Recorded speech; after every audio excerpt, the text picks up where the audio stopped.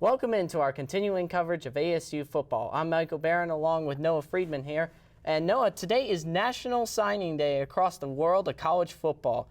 And today we're talking about the ASU recruiting class of 2015. So Noah, who's coming to Arizona State University and who's going to make a big impact in 2015? Well, Michael, you mentioned it. Arizona State had another big year in recruiting. Todd Graham knocks up his fourth top 40 recruiting class since he moved over to Tempe. And two names that come to mind at quarterback are Brady White and Bryce Perkins. Brady White is the number 4 pocket passer in the country right now out of Newhall, California. Bryce Perkins won a state title with Chandler High School out in Chandler, Arizona. And then on the offensive line, Zach Robertson is a huge 6'5", 318-pound man, so he's going to be really physical up on that offensive line. And then for the defense, Davon Durant is the guy that Todd Graham looked at the most. He said that he's the most physical linebacker that he's signed since he came over to Arizona State. And then if you want to talk about raw talent, Stanley Scrappy Norman is a cornerback. He's a little bit undersized at 5'11", but I see him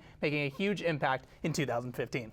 So now with this ASU recruiting class, do you see anywhere that the Sun Devils can look to improve? Absolutely, I do. Wide receiver is a key issue for Arizona State. They locked up 22 players in the 2015 recruiting class. None of them were true wide receivers. Jason Lewis is a guy that came over from Virginia Beach, Virginia. He came over as an athlete. He played a little bit of wide receiver. He also played a little bit of running back in high school, so he could make an impact as a freshman in 2015. But DJ Foster, of course, coming back for his senior season, played mostly tailback, but played a little bit of slot receiver. I see him playing more slot receiver this season. Also, the return of Frederick Gamage, Cam Smith as well are going to be huge for Arizona State. But I see wide receiver as a key issue that Arizona State really needs to work on if they want to continue recruiting well in 2016.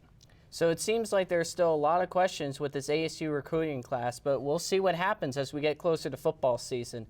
Well, that's all we have for you today on our continuing coverage of ASU football. I'm Michael Barron alongside Noah Friedman here. Have a great day, everyone.